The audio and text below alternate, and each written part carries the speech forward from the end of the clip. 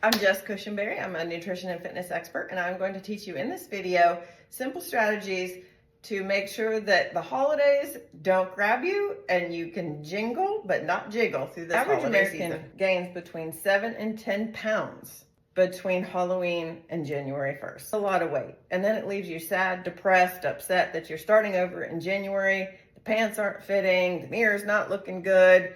You're just not liking yourself. Let me help you. Okay, let's talk about this crazy thing, eBook, okay? What it is and how it can help us. eBook is a measure of how many calories you burn after exercise. Basically, it's a measure of your metabolism after exercising. And there's strategies we can do around those holiday schedules. Let me break it down. Resistance training and HIIT training. And HIIT is basically cardio intervals with resistance training.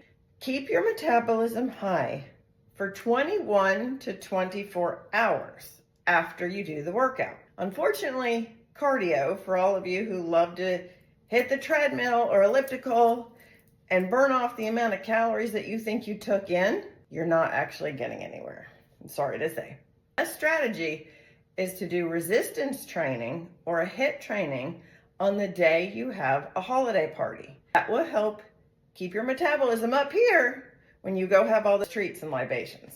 Resistance training, we see the correlation between intensity and metabolism. Literally, the higher your intensity while you work out, in other words, the higher your heart rate, the higher your metabolism goes. So again, our key takeaway with this, guys, if you have a holiday party event gathering scheduled, go do a HIIT or resistance training workout earlier in that day. Another fun thing that happens if you do resistance training fairly quickly before you actually go to your party, though, muscles will absorb that glucose, i.e. sugar, that you eat and put them into storage in the muscles, not the fat cells.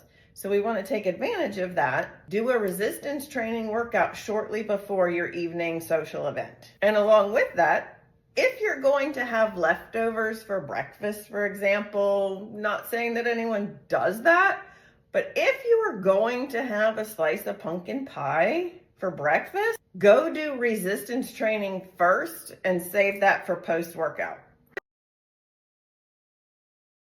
Research has shown that both resistance training and cardio can reduce blood sugar after a meal 30%, depending on time and intensity. That effect is seen up to 24 hours later. So let me clarify again. If you have an evening event later in the day where you don't want to go exercise after, you're not going to go exercise after an evening party. Those days, do a resistance or high intensity training earlier in the day. If you're going to have a midday meal or large meal or snackies, then a slow, comfortable walk for about 30 minutes afterwards is what we want to do. Now we're going to attack the elephant in the room, the alcohol, okay? I'm not opposed to alcohol. People enjoy alcohol. I do on occasion as well. But we do want to find an alcohol option that is lower in carbs. So either a low sugar wine, your clear liquors like vodka and tequila are typically low sugar, but watch out for the mixers. And there are lots of recipes out there. Here's what I want you to know about alcohol in general. When you take an alcohol, your body has to detox it before it does anything else. Okay, so it's like you have a bunch of 4-year-olds for a sleepover at your house. You're not going to sit back on your porch, read a book, enjoy a cup of coffee. That is not what's going to happen when you have 4-year-olds running all over your house. Okay, you can't do that till they all leave and go away. Your body does that when alcohol is in your system. It has to get rid of it before it does anything else. And unfortunately, it also puts stuff into storage. It just puts stuff in the closet because it can't handle it. In other words, the closet, the storage, that's where everything else goes until that alcohol is detoxed. Do not want you drinking wine or beer or cocktails every single night. This is why it was horrible advice to tell people a glass of wine at night. You shut down your metabolism, and I don't want that for you. I'm not saying don't enjoy the alcohol. Enjoy the alcohol at the social events, and that's it. Now here's the supplement. It's called dihydromercetin that does help your body detox alcohol quicker. I'm not telling you to go get this supplement and have alcohol every day and just take a supplement. That is not healthful, okay?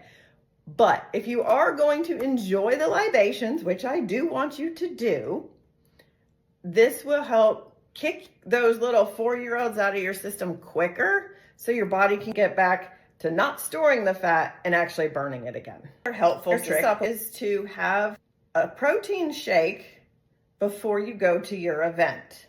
They've shown anywhere between 15 and 35, I know that's a lot, big span, but between 15 and 35 grams of protein actually help reduce the blood glucose spike if you eat a meal after.